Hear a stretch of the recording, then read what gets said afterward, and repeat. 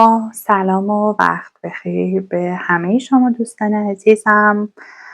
فکر میکنم اولین ویدیویی هستش که توی یوتیوب دارم به اشتراک میذارم و قبل از اون توی اینستاگرام و کانال تلگرام فعال بودم، ولی به نوعی زمانی بود که دوست داشتم که حالا ویدیوهای طولانی تری رو در اختیار دوستانی بذارم که از سمت کائنات فرخوانده میشن تا پیغام دریافت کنن و واسطه این پیغام من هستم. خواستم که در واقع ویدیوهای طولانی تری رو بتونم که بذارم. حالا این اولین ویدیوی یوتیوب ما هستش و خیلی اتفاقی با یه داستان خیلی جالب در واقع این ویدیو رو خواهیم داشت.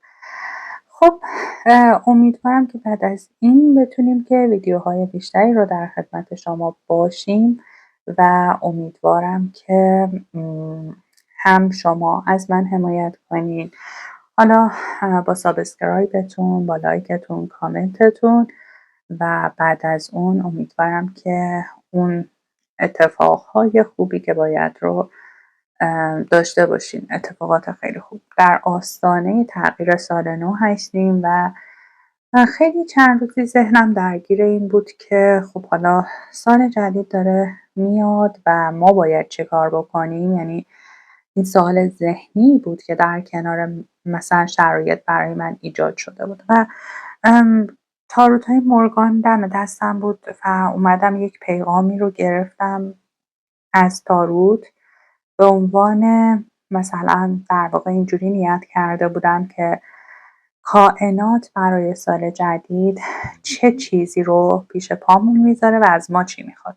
مقوله آینده بینی، تاروت خوانی و فال به نوعی دوستان با تغییرات انرژی همراهه. یعنی شما هر چقدر که اون انرژی و ارتعاشتون رو تغییر بدین، میتونین که اون مفهوم فال و انرژی خوانی رو هم تغییر بدین. طبیعتاً وقتی که شما دارین یک مسیری رو با یک انرژی درونی طی میکنین، اتفاقاتی که پیش روی شما خواهد بود خیلی مشخصه.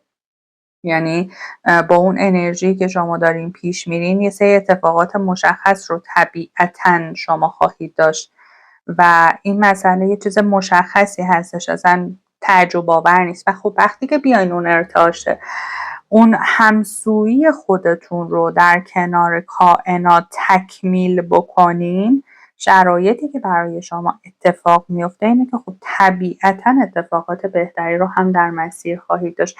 بنابراین صرفاً این نیست که شما وقتی که فال دارین میگیرین، حالا هر جایی که دارین انرژی خوانی انجام میدین، انتظار این رو داشته باشین که بخواین فکر کنین که فال برای شما چی داره پیش بینی میکنه.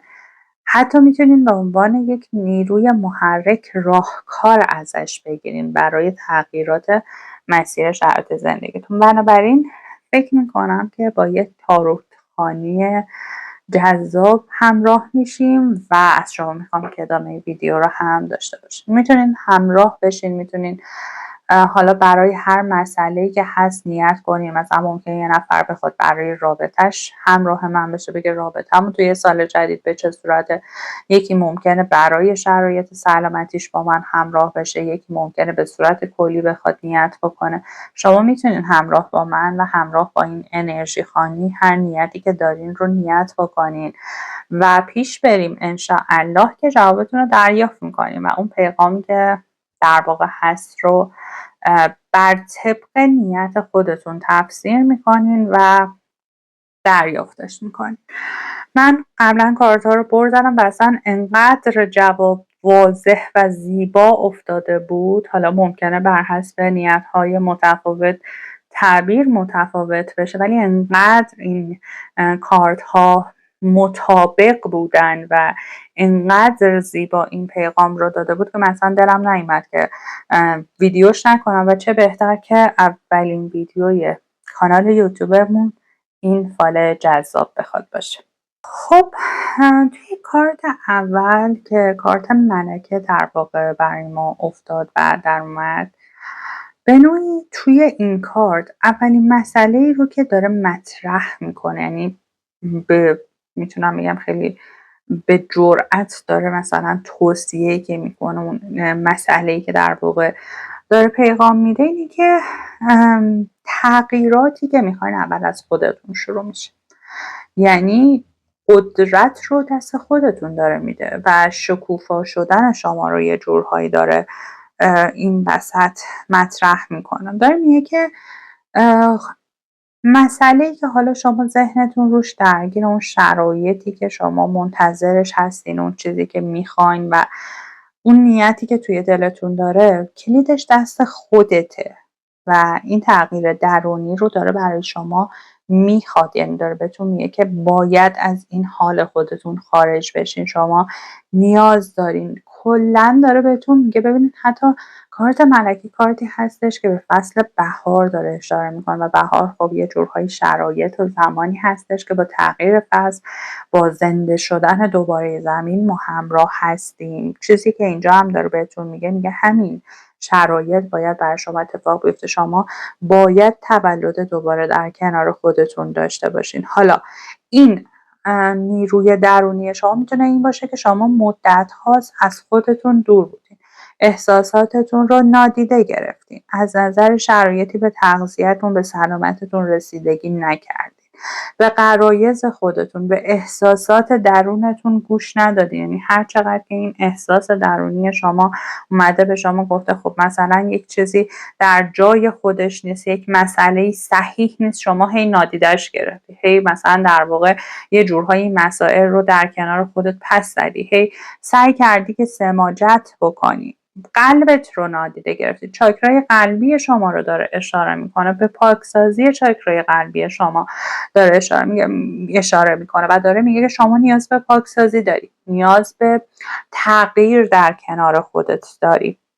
شما از نظر احساسی حس شهود داری، حس شهودی که مدت هاست در کنار خودت نادیدش گرفتی، مدت هاست از اهمیتی رو بهش ندادی و این خودش کاملا باعث شده که از نظر انرژی های شما باعث بشه که ذهنتون از نظر شرطی فشارهای زیادی رو تحمل کنه. شما چه توی رابطتون، چه توی زندگیتون، چه در جمع دوستاتون خیلی تحت فشار بودین و در واقع انگار از اون خود در واقع درونی خودتون دور شدین. حالا حتی سلف کیر، سلف لاو رو نداشتین. شما مدت هاست غرق شده در خواسته های اطرافیانتون یا مسائلی هستین که دیگران برای شما رقم زدن.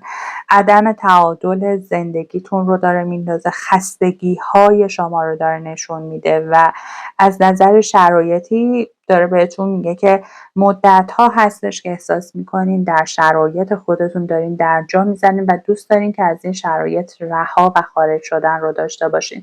حتی به ماه نو در کنار این در واقع کارت اشاره کرده، ماه نو زمان شروع و کاشتن بذرهای جدیده و فکر میکنم تا 3 زمان آینده، این 3 زمان میتونه 3 هفته آینده باشه، حدودا تا ماه نو بعدی وقت هستش. میگه بیاین به خودتون فکر بکنین، بیاین به شرایط سلامتیتون، چه چیزی رو شما در کنار خودتون نادیده گرفتی، اون چیزی که داره اذیتت میکنه. چون شما خیلی وقتا نشستی گریه کردی، نشستی با خودت سبک سنگین کردی و با خودت هی تکرار کردی که چرا وقتی میدونستم این اتفاق میفته ادامه دادم، من چرا اون حرف رو زدم، چرا از خودم بیش از اندازه از خودگذشتگی نشون دادم. و در واقع داره بهتون میگه که این مقدمه شرایطی هستش که پیغام داره بهتون میده. میگه که شما صبور بودین، سعی کردین که به کسی آسیب نزنین ولی خودتون بیشترین آسیب رو در شرایط. پس سال آینده اولین پیغامی که در کنارتون داره اینه که تا 3 زمان، حالا از شروع هفته سوم یا تا هفته سوم فروردین ماه، بشینین فکر بکنین و ببینین کجا باید از خودتون مراقبت میکردین ولی این کار رو نکردین، کجا خودتون رو نادیده گرفتین. مسائل سلامتی براتون مطرح میشه. حالا ممکنه که تصمیم بگیرین که حتی از نظر روحی به خودتون رسیدگی بکنین. نمیدونم، بخواین مدیتیشن بکنین، بخواین که یوگا برین، بخواین ورزش بکنین، بخواین که کاری رو برای خودتون انجام بدین. سفر براتون دارم میبینم، حالا سفری که به شما حتی این الهام رو بخواد بده. مدت هاست اون فعالیت هایی که دلتون میخواست رو نداشتین اگر مثلا علاقه به هنر، موسیقی یا مسائل این چنینی داریم بهش با این مسائل به خودتون انگیزه بدین و چاکرای قلبیتون از خودتون حفاظت کردن رو داشته باشین، به خاطر اینکه شما اگر که از این نظر به تعادل نرسین توی مسائل بعدی در سال جدید دچار مشکل میشین، چون سال جدید برای شما قراره که پر از اتفاقات فوق‌العاده باشه و از نظر شرطی این پیغام رو داره بهتون میده. حتی توی مسیر احساسیتون داره میگه که تا شما تغییر نکنین تغییر رقم نمیخوره، شما همش از خود گذشته و شما همیشه خودت رو نادیده بگیر. اتفاقی که میفته اینه که حتی توی مسیر احساسی شما هم نادیده گرفته خواهید شد و این مسئله رو در کنارتون داره میگه.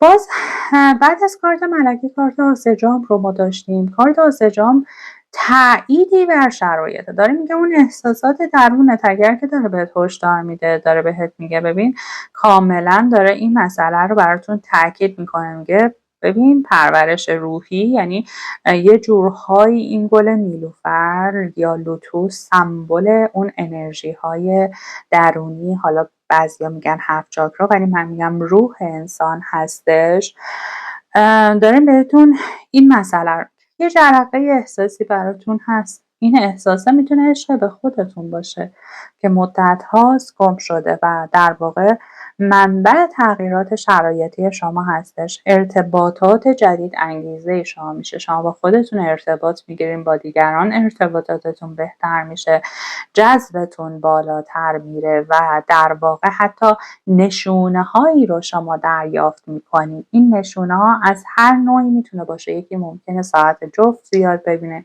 یکی ممکنه حیوانات به سمتش، مثلا یه حیوانی رو سر راهتون قرار بگیره مراقبتش بخواین بکنین، یا هر مسئله‌ای که هستش داره میگه که یک محبت هست. این احساس و این سلف کیر و سلف لاوی که وارد زندگی شما داره میشه در واقع یک موهبتی هستش که برای شما بخواد اتفاق بیفته. قلبتون رو باید باز بکنین و اینجا به این شرایط بخواین فکر بکنین که اون احساس گم شده، اون هیجان گم شده از زندگی شما چیه. حالا این وسط ممکنه اگر که مثلا مجردین، اگر شرایطی در کنارتون هستش، مثلا میگه درهای احساسی، تصمیم گیری های مهم احساسی رو هم توی شرط زندگیتون بخواین که داشته باشین. حتی یک امضای خوشحال کننده در کنار یک سری از دوستان هستش. اگر که در شرایط شفا و درمان هستین بهتون میگه که ایمان داشته باشین که این شفا و این درمان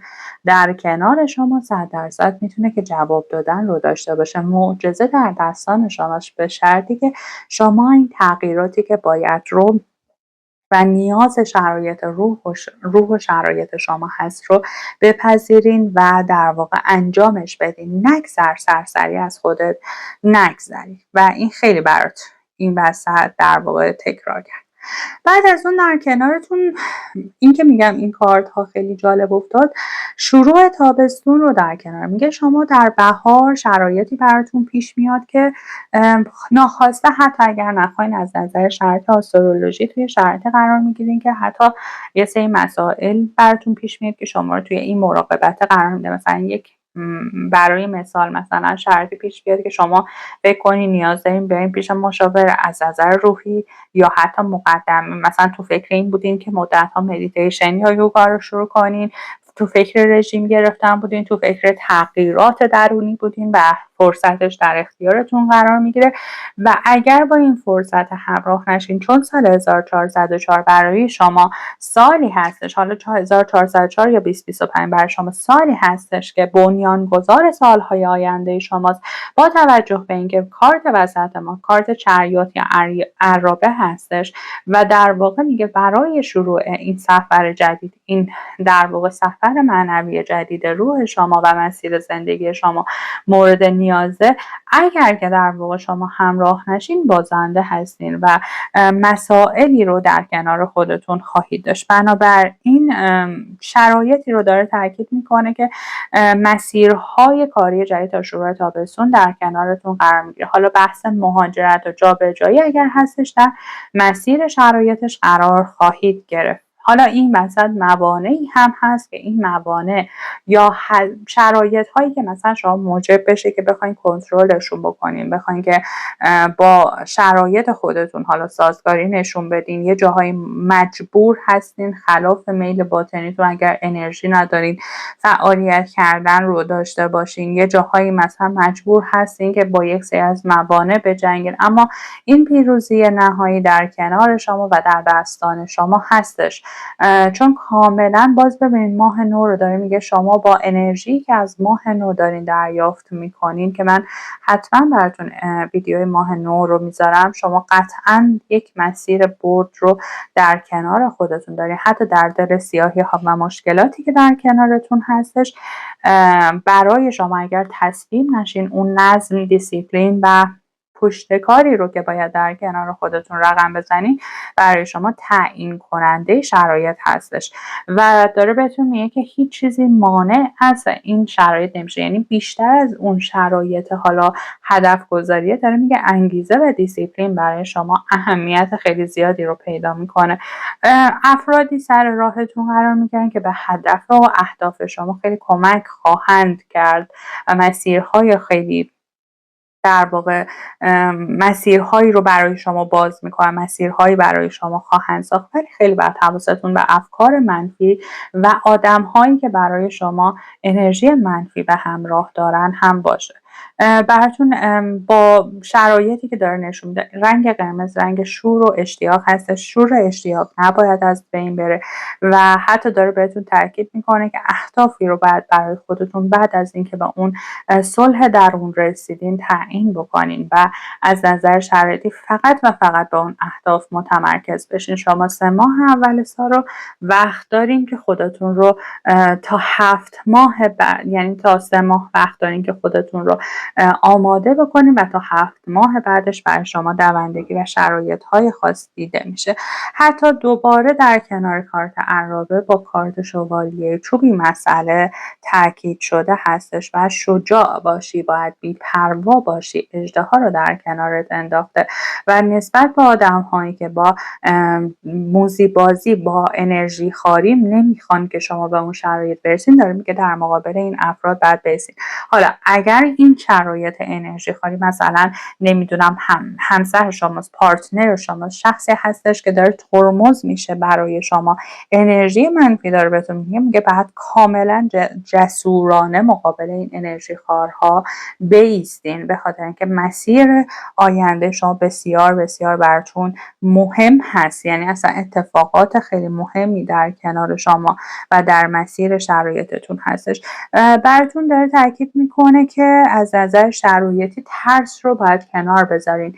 برای یک بار در شرایطتون باید فقط پیش برین بدون فکر کردن به نتیجه‌ای که بخواد در کنار شما داشته باشه. یعنی این مسئله خیلی براتون مهمه. یک بار برای همیشه بعد، حالا اگر جلوی کسی باید وایسی، اگر حرفی رو باید بزنی باید بزنی، اگر که از نظر شرایطی باید که نمیدونم ترس از شکست داری، حالا اگه نشه چیکار کنم، نمیدونم اگر فلان بشه چیکار کنم، میگه اینها رو از خودت دور کن، به خاطر اینکه شما یه جورهایی محافظت شده در این مسیر هم هستی.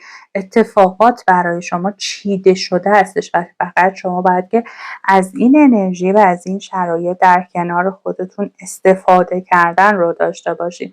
حالا در این مسیر برای شما اتفاقات خاص، اتفاقاتی که همراهیتون بخواد بکنه هم هست، چه بسا اینکه با اشخاص جدیدی آشنا بشین، ارتباط جدیدی براتون پیش بیاد، روابط و کانکشن های جدید بسازین، معجزات و فرصت های متفاوت. و حتی داره بهتون میگه در مسیر این اهدافی که در کنار شما در واقع در حال باز شدن هستش، اون شور و شوق و شرایط کودک درونتون رو هم نباید که فراموش کردن داشته باشین.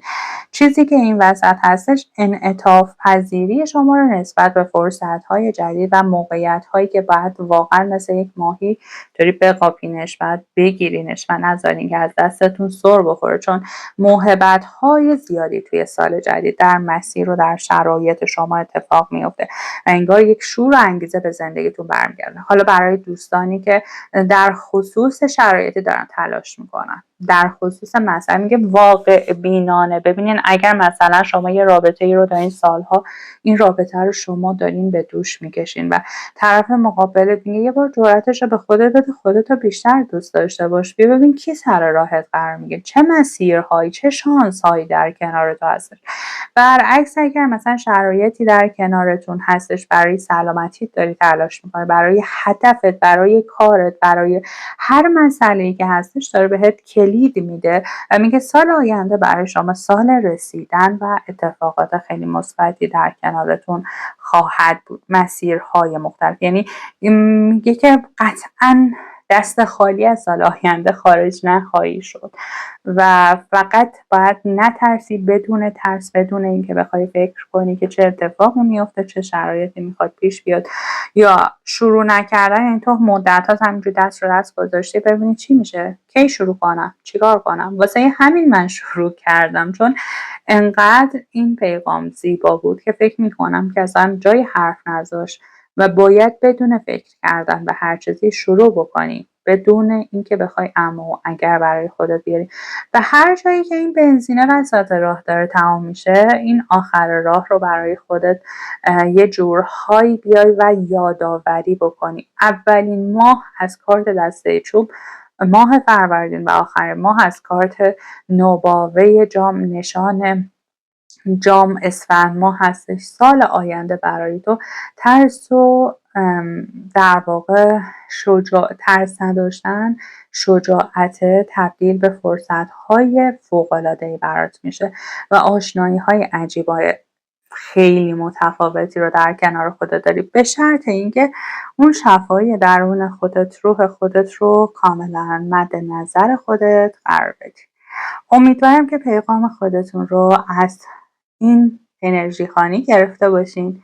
خیلی خوشحال میشم که نظراتتون رو بخونم و انشاءالله با ویدیوهای بیشتر در خدمتتون هستم. ماه نو فروردین یادتون نره، به خاطر اینکه چندین بار براتون تکرار شد و قطعاً با انرژی خانیش و اتفاقهای مثبتش در کنارتون هستم.